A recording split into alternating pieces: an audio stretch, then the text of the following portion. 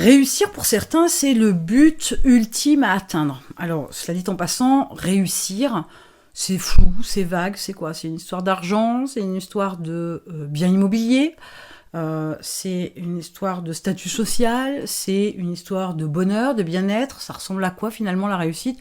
C'est un peu propre à chacun.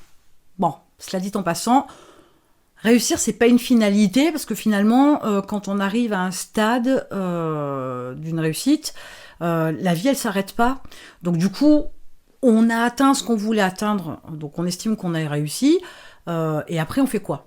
Donc après, il faut voir autre chose, aller plus loin, différemment, peu importe, mais on va chercher une autre réussite. Donc c'est un peu un cercle, enfin un chemin sans fin, parce que finalement, on n'arrive jamais vraiment jusqu'au bout du bout. Le bout du bout, c'est la mort. Voilà. Donc la réussite, ça reste quand même propre à chacun. Mais l'idée étant que j'entends trop souvent des petites phrases comme ça, une fois de plus, des croyances, qu'on soit bien d'accord, qui ne sont pas forcément, qui sont jetées comme ça, qui ne sont pas forcément très réfléchies.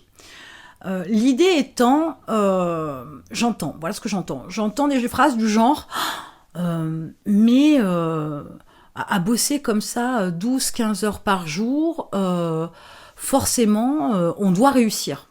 Voilà, croyance, clairement croyance. J'entends des choses comme par exemple, je passe mes week-ends, je vais vérifier ce que les prestataires ou les salariés font pour leur apprendre les bonnes méthodes, etc., les bonnes façons de faire, donc forcément je mérite de réussir. Mais en fait, finalement, il n'y a pas, c'est pas parce que vous travaillez 15 heures par jour que vous allez réussir. Croyance. Ce n'est pas parce que vous travaillez 15 heures par jour, voire même le week-end, on est d'accord, que vous méritez de réussir. Vous vous donnez les moyens de réussir. Certes, de là à mériter, c'est une autre histoire. Vous pourriez travailler à créer une, puis deux, puis trois, puis cinq, puis 10 entreprises et échouer à chaque fois. Et vous dire, je mérite maintenant, c'est bon, j'ai donné, j'ai eu ma dose, que j'ai enfin une entreprise qui réussit. La réussite, c'est juste une conséquence d'action. Et ce qui manque bien souvent, c'est la prise de conscience de la valeur de l'action.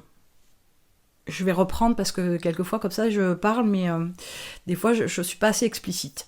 L'idée, c'est quoi? L'idée, c'est que, par exemple, vous êtes perfectionniste.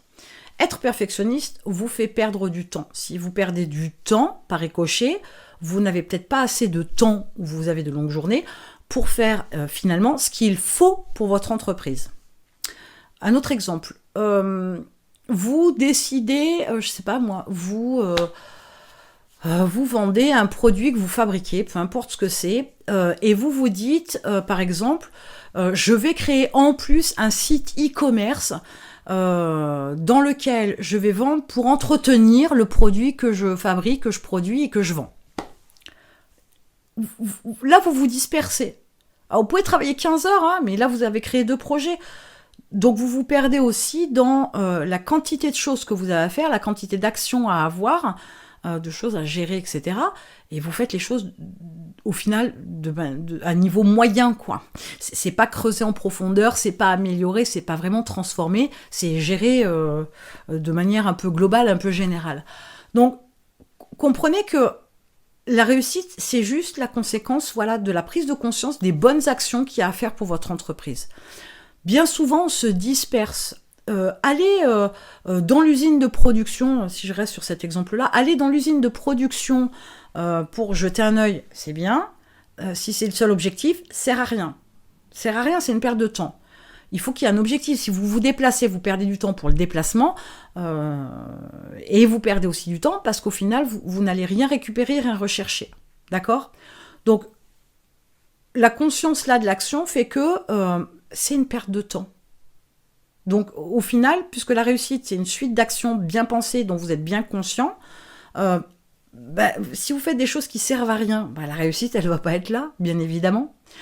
Donc, ça aussi, c'est quelque chose d'important parce qu'on fait trop souvent, par exemple, des changements d'outils. Alors ça, c'est un truc aussi qui, bien souvent, est fatidique parce que ça fait perdre un temps fou et c'est inutile. Vous avez, par exemple, vous utilisez un outil pour votre site internet, par exemple. Admettons, je ne vais pas citer de nom, mais admettons. Peu importe, compliqué, pas compliqué, c'est pas l'idée. Enfin, pas là du moins. Vous utilisez un outil, puis un jour vous vous dites, ok, bah, si je prenais un autre outil, je pourrais faire ça, je pourrais faire ça, je pourrais faire ça. Et puis, un an après, il y a un outil qui est sorti, je peux faire ça et ça en plus. Donc, à chaque fois, vous passez du temps parce que apprendre à utiliser un outil, prendre un prestataire, peu importe, ou un salarié, mais tout ça, c'est des ressources financières, c'est des ressources temporelles, c'est comme si vous sortiez de l'autoroute, que vous faites une fois de plus, j'aime bien cet exemple, vous le savez, Marseille-Lille, et que vous décidez de sortir de l'autoroute pour aller faire un tour en Suisse. Comment vous dire que ça sert à rien? Je sais pas comment vous le dire autrement là, une fois de plus. Donc vous sortez, ça sert à rien, vous ralentissez, vous perdez du temps. Le temps est quelque chose d'hyper précieux.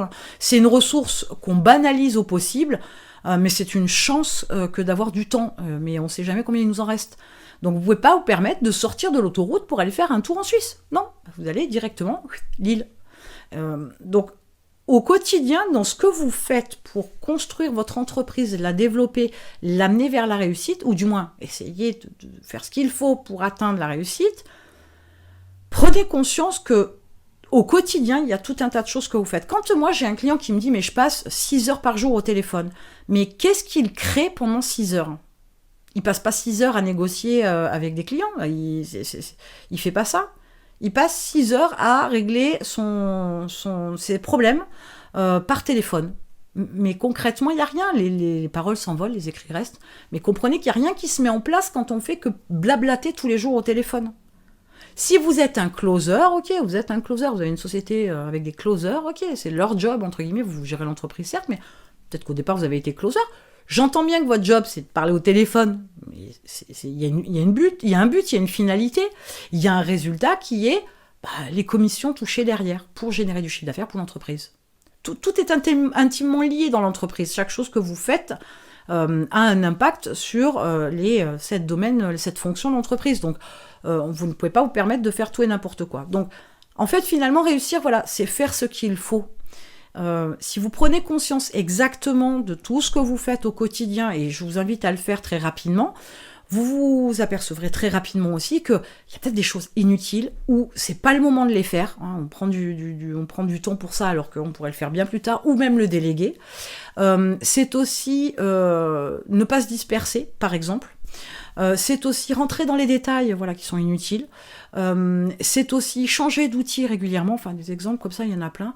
Mais prenez conscience du temps que vous utilisez véritablement pour faire ce qu'il faut pour votre entreprise, et vous apercevrez que vous n'aurez pas à travailler 15 heures par jour.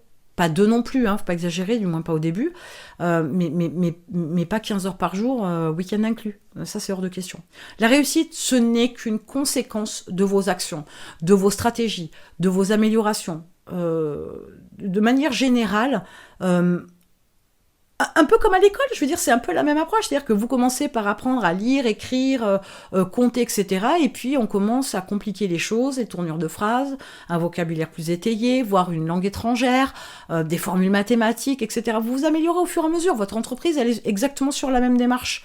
Mais il est clair qu'à l'école, on va pas s'amuser à vous apprendre, je sais pas moi, en 6e, à faire de la poterie. On est bien d'accord, c'est pas la priorité, vous le ferez dans votre temps libre, vous le faites à côté si ça peut vous faire kiffer, etc. Mais c'est pas ce qu'on vous apprend à l'école, la priorité elle est pas là. Pour votre entreprise c'est pareil, arrêtez de perdre du temps, et la conséquence de vos actions doit clairement être la réussite, ça doit pas être une perte de temps, ça c'est certain. N'utilisez pas bêtement votre temps, ne le dépensez pas inutilement, utilisez-le intelligemment.